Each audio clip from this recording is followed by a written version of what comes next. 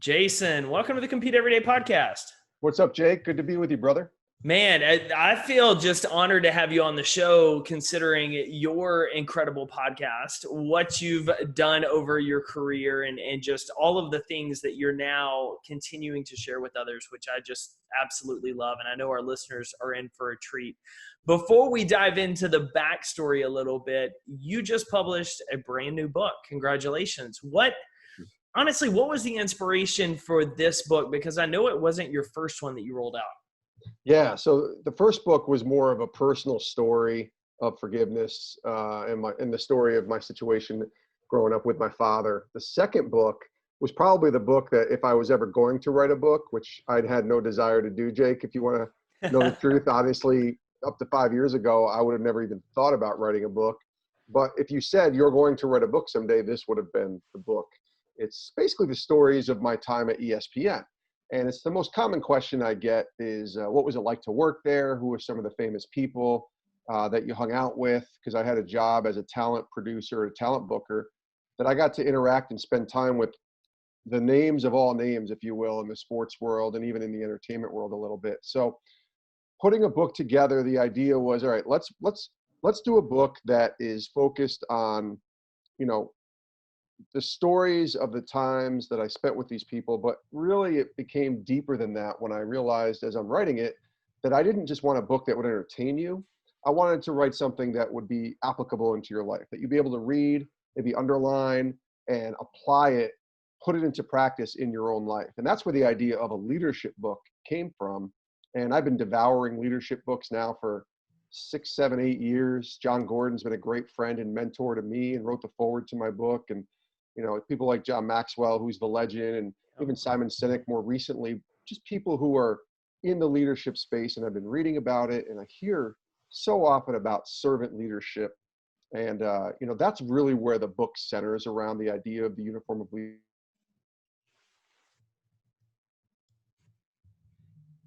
And then what's the leadership lessons from my interactions with them that I can take and then show you, and then maybe you can apply into your own life. I love that. Well, and that's one reason that I wanted to have you on the show is not only do you do a great job with your conversations on Sports Spectrum podcast, which millions of downloads to date, but your work revolves around servant leadership, which I know your background with it, similar to mine, comes from a very spiritual backing. This is how we believe leadership is because this was how it was modeled through Christ. And that's how we tend to operate. But the book, what I enjoy is it has the quote sports stories with the lessons mixed in, and people love this idea of working at ESPN. If you grew up watching, Berman and DP and those guys, you're just like, oh my gosh, what's it like? And the way you've positioned it and the way you've told the stories is there's so much that goes on kind of behind the scenes that those of us that just tuned into Sports Center never knew. And one of the stories that I've heard you talk about is really the idea of disappointment. And I think it was when you were passed over for an opportunity by a much younger individual, but how that opportunity was very pivotal in your leadership development as well as that. And I'm wondering if you can talk to our listeners a little bit about that, because a lot of them coming out of quarantine or 2020, they're looking for promotions and opportunities to grow in their career, and they may have been passed over for something. And a lot of people turn to that bitterness, victim mindset. Why is it not me? Why me? And you kind of looked at that situation and reevaluated how you focus. And I think that's an incredibly important lesson for a lot of our listeners today. Yeah. So we're going back now about a decade or so. And at that point in my career, I'm, maybe 8 years into my job at ESPN, 5 years as a talent producer, and just really felt like I had a good grasp on the job and kind of respected by my teammates. And I was ready to get this job as a manager. The person who had been the manager previously was moving on up to the next level. And so a manager was needed. And there was 4 of us in the group. And I was the oldest by 8 years or 7 years and the most experienced by far. So I took it for granted. I'm like, yeah, I'm going to go for this job and this is a no-brainer and I'm going to get it and everything's going to be great. And I quickly realized, that that's not kind of how it works. And my bosses, I think, saw that, the higher level bosses, and I did interview for the job, and I was down to the final 2 of this role. And I'm not afraid to say her name because she's in the book, Carol Veroniak and I were the ones who were up for the job. Carol at the time was 26. I think I'm 34. And, she's very new into her career. I would say she was 4 years into her ESPN career, 2 years as a talent producer, and just had less experience, quote unquote, than I did. So I honestly didn't think Carol was, had a shot to beat me. And this is just me being honest in my arrogance, I guess, that I should not have had looking back. But Carol was also a great person and a friend. And as we approached the decision-making process, we both knew that we were applying for a job. We had lunch one day, and I said to her, how do you want to approach this? Because one of us is going to be the other's boss, most likely, going forward. And she said, listen, let's be supportive of each other. Let's, whoever gets the job, if you get the job, I will be your biggest cheerleader. I will have your back, and, I'll be ready to go. And I said to Carol, I said, listen, if you get the job, I'll be the same way. And, again, in my mind thinking there's no way that she's going to get the job. That's how arrogant I was. But I'm like, of course, if you get the job, I will be right there for you. And then I get a call, and this is funny. I didn't even think I put this in the book. I was serving at a camp for kids, a Christian camp in New Hampshire, 3 hours away, barely any cell service, waiting to find out if I got this job. And I get a call from the senior boss executive who was making the decisions, and I saw the number ring on my cell phone. I answer it, and she proceeds to tell me that they went with Carol and they didn't, give me the job. And so I hang up the phone, and I'm really down. I mean, like really upset. And yet I'm still I was a camp counselor at this camp. So I had to go back out there and, show the kids Jesus, show the kids how to be an adult and how to act. And behind the scenes, I was pretty upset. So I wasn't happy that they called me on my week off, but, things happened. I didn't get the job. And then I came back from there, and it was a great week with the kids. And then I had to face Carol. And so we sit there and we talk, and we get, we have lunch again. And I just, and she was very sort of apologetic. She's like, I know you thought you were going to get the job, but, I'm glad that I got the job. Here's what I want to do for you. And in essence, she didn't give me this whole new role or anything at that point, but she basically said, I need you. I can't do this job without you. And I need you. You have too much experience, and you're too good at what you do for me to figure out how to do this without your help. And I thought that was pretty poignant for me. And when she said that, my response initially was, inside I'm thinking, whatever, she's saying that. But then I said, no, you know what, Carol, you're right. If whatever you want to do, wherever you go, I'm on board. I'm your big brother here. I'm here to support you. I want to make you the best boss you can be. And that's the way it was going to go forward. And she just said, what's the one thing that you really want to do? And I said, I want to work on the NFL project. That's what I've been dreaming about. That's what I've been hoping for. And she said, consider it done. And she gave me an opportunity to work on the NFL project.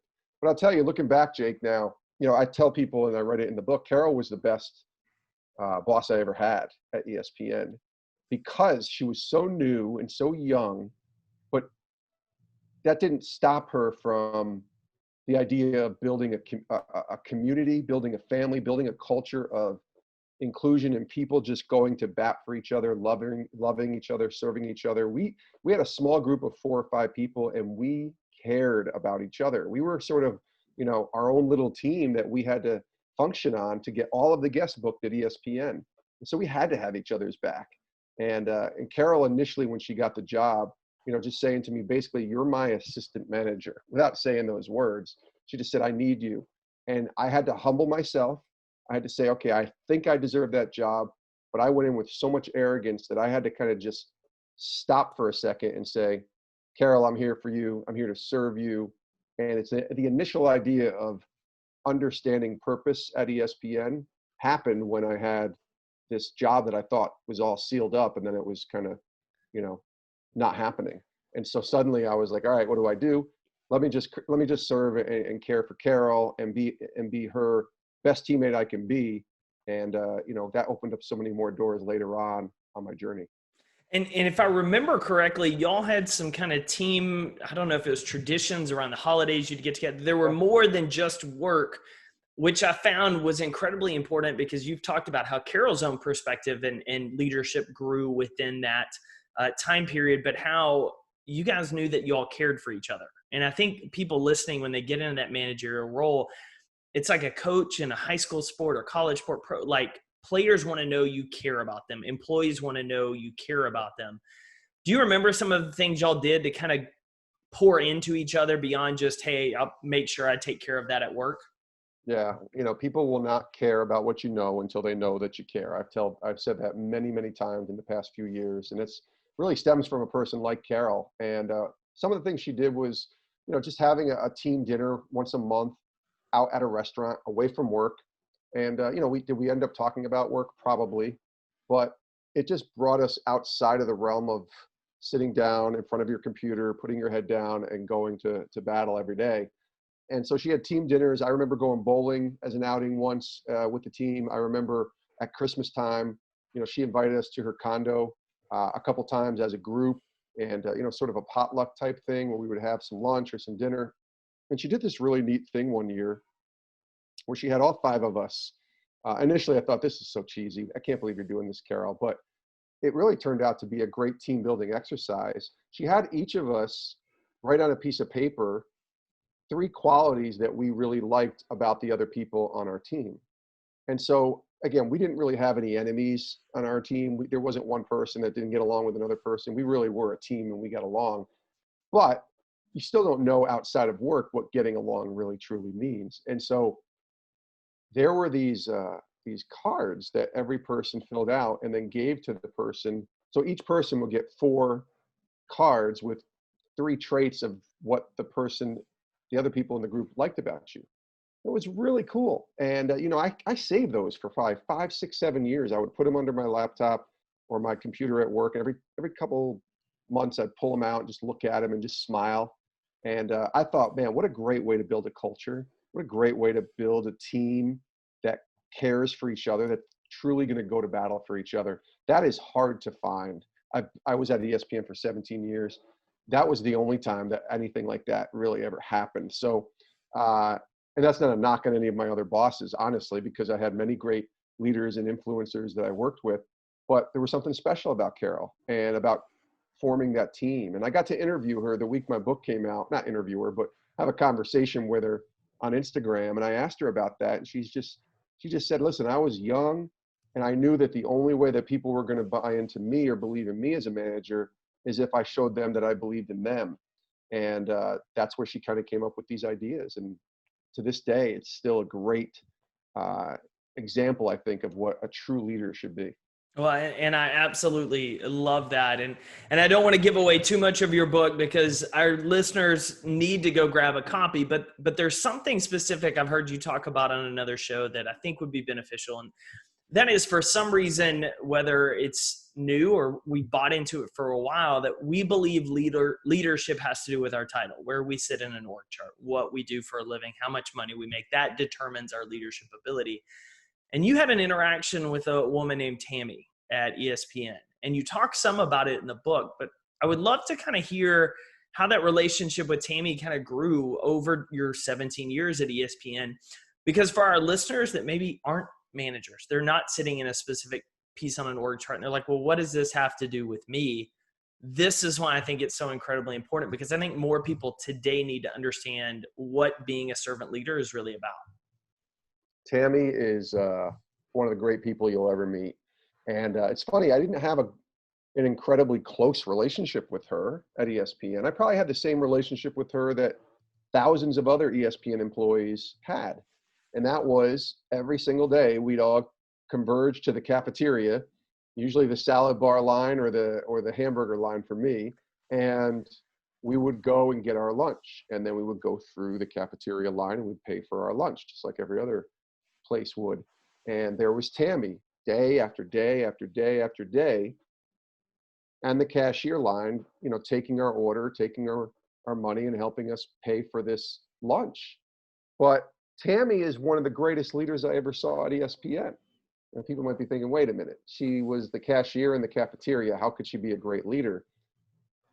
It goes back to kind of what you just said. Jake, leadership is not about title or status. Leadership is about influence, and it's about the opportunity to impact other people's lives. That's leadership to me. Tammy impacted thousands of lives every day. And all she did was say hello, have a smile on her face, and for 30 seconds to a minute, make you feel like you were the most important person in that room. And another thing Tammy did, which there's only a few people in my life that I know that can do this. She has a ability to remember people's names. And I mean, meet them the first time and she's got it. And she remembered every single person's name. Think about it. Thousands and thousands of people are on the campus of ESPN, and she knew every single one of them by name. Now, I don't know how much she knew about their life or their background, but every day I walked in there, she'd say, "Hey, Jay, how are you? Hey, Jay, how are you?" And I always, in the beginning, I said, "Wait, do you know my name? How do you know my name? I don't think I've ever told you my name." But she knew it. And, year after year after year, when you just go back to the cafeteria day after day, she would never forget your name. And then you watch her with other people. And I was like, yep, she knows that person's name. And she's not, in fact, if we wanted to know the name of somebody, she would say, "Oh, that's Bill," or "That's Joe," or "That's Charlie." Like, she just knew everyone. But what a leader. What an amazing leader in a job that would not classify her from a worldly perspective as a leader, because she was a cashier in the cafeteria, but one of the best dang leaders that I ever saw at ESPN. I love that. I love that. And I hope it resonates with our listeners, and obviously just another reason to go pick up a copy of your book. I would love to switch gears just briefly as we kind of wrap up today. Is you've been running Sports Spectrum podcast for 3 years now? Yeah. And I'm curious, one, what episode are you up to? What episode number are you at now? So it's funny because there are bonus episodes that we've dropped. So we haven't numbered those, but official numbers are in the 560 range. But somebody told me we were over 600 episodes, which is insane. What is one thing, either from an interview or just running that brand for the last 3 years, that you've learned that you're just like, I don't know if I'd ever learned that without taking this step of faith to go into this full time? I think I wouldn't say the greatest lesson, but one of the big lessons I've learned is to stay faithful and stay at it in terms of what you're doing. I see a lot of people go into different ventures and, they're not seeing the results right away, or not sure if there's an audience or whatever. And then they just kind of bail. And especially in spaces like I'm working in the Christian space or ministry, you see a lot of people hopping around. You see a lot of people kind of try a project for a year and then move on. And, we've been at this for 3.5 years. In fact, I was just talking to my boss this morning, and I said, what we're doing is basically what we were doing 3.5 years ago when I first came aboard. We're just doing it so much better now. And I think a lot of people, they spend a year doing something and then they bolt or try something else. And it's like, no, it takes 2 or 3 years in many cases to build something like we've been working with at Sports Spectrum. So stay at it. That's the biggest lesson I've seen, is stay at it. And, we're going to grow and we're going to get bigger. I believe that, as long as I'm there. And I want to push. I'm that guy who doesn't believe in the crawl before you walk before you run. Sometimes I just want to run right to it. But in this process that we've been with Sports Spectrum, it's really been a crawl, walk, run process. And it's been the right one, because now we're seeing the fruit of all of the effort that we've been putting in and all of the time that we've been spending trying to hone the craft, if you will, not just from a podcast perspective, but from our magazine, which is about as good a magazine as you'll find around. And then, of course, our website, which has been in an evolution stage, 3 different stages since I've come aboard. But now that website looks amazing, sportspectrum.com, and the content that's on there is really good and just solid content. But this didn't just happen overnight. So for me, this is a process that my colleague John Ackerman and Aaron Sauer and myself have been doing this for 3 years together. As he's the managing editor of the website and the magazine. Aaron is our graphics designer and a guru when it comes to graphics. And I'm sort of the other guy with the podcast and content and interviews and talking to different athletes and coaches. And together we form this team where we've really evolved and stayed the course on this thing and not bailed. And now we're seeing that it is a awesome product. I'm going to say that humbly, of course, thank you to God, but it's a really good product, and we want to be excellent at what we do. And so that's taken a while. It doesn't just happen, within a couple months. You really have to stay at it. Yeah, I love that. And I think that's a message that a lot of people forget today. Like you said, we bounce around, we jump, we think it's either supposed to be easy because it's a passion of ours. We think it's supposed to happen quick, but Yeah. sometimes you're planting seeds, working the process for years before the harvest is ready, before the rain comes. And so one, congrats to y'all for having that grit to just keep working the process and all the success that you're having to date. And I know you guys will continue to do in the future, making that impact. Jason, where is the best place for people listening today, one, to pick up a copy of your book, and then two, to get connected with you and the great work you're doing online? Yeah, Jake, thank you again. Website is just my name, jasonromano.com, and that has information on getting the book, both books, because I wrote the first book, Live to Forgive, is available there too, and then speaking or any kind of videos and content that you're interested in from us. And then the other one I would say is sportspectrum.com, which I mentioned earlier, which has all of our podcasts on there, bunch of videos, great articles, and then a daily devotional every day to just kind of get your day started right each morning with a sports and faith connection. So those two websites, I'd say. And then I'm on social media. I mean, it's how you and I connected in different ways through Twitter and Instagram. So if you just send me a note, my DMs are open and you can send me a note anytime. I'm happy to connect with you. I will say this, Jake, this is weird to say, but a few people have asked me, how can I get an autographed copy of the new book? And then, if you order it on Amazon, I haven't autographed those copies, obviously, but I do have a stash at my house. So if people want to DM me and they're looking for an autographed copy, I can get them the information on how to get that to them. So Love it. Yeah. That's always something that's meaningful, especially when you listen to a podcast like this. You're like, man, I want to grab a copy of that guy's book. The signature is even better. I just want to highly recommend everybody go check out Sports Spectrum. If you are a fan of sports, they have more guests than you will know what to do with. If you are looking to build your walk, that is another great resource as well. And so anything and everything that you can think of on Sports Spectrum is some incredible interviews. I enjoy the content. I know you guys will too. Just knowing the fact that a lot of you have picked up my book, which had stories of sports and analogies. Jason takes it to a whole new level with his history and experience at ESPN. So take a minute, grab a copy, dive into the podcast. Jason, man, thank you so much for coming on the show this week. Jake, thanks for having me, buddy. This has been great.